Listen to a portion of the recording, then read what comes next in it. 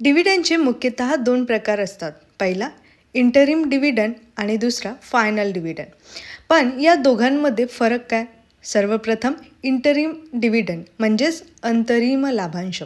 Company आर्थिक वर्ष पूर्ण होण्यापूर्वी म्हणजेच आर्थिक वर्षाच्या दरम्यान डिव्हिडंड जाहीर करून देऊ शकते. हा डिव्हिडंड कंपनीचा बोर्ड ऑफ डायरेक्टर्स जाहीर करतो. आता फायनल डिव्हिडंड म्हणजेच अंतिम लाभांश. कंपनीचे आर्थिक वर्ष संपल्यानंतर आणि अंतिम आर्थिक निकालाचा विचार करून कंपनीचा बोर्ड फायनल डिव्हिडंड रिकमेंड करतो.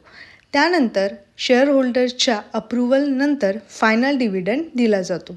सोप्या भाषेत लक्षात ठेवा, आर्थिक वर्षाच्या दरम्यान दिला जाणारा डिव्हिडंड म्हणजेच इंटरिम डिव्हिडंड, आर्थिक वर्ष संपल्यानंतर अंतिम निकालाच्या आधारे दिला जाणारा डिव्हिडंड म्हणजेच फायनल डिव्हिडंड. आणि लक्षात ठेवा, कंपनीला नफा झाला म्हणजे डिव्हिडंड मिळेलच असे नाही.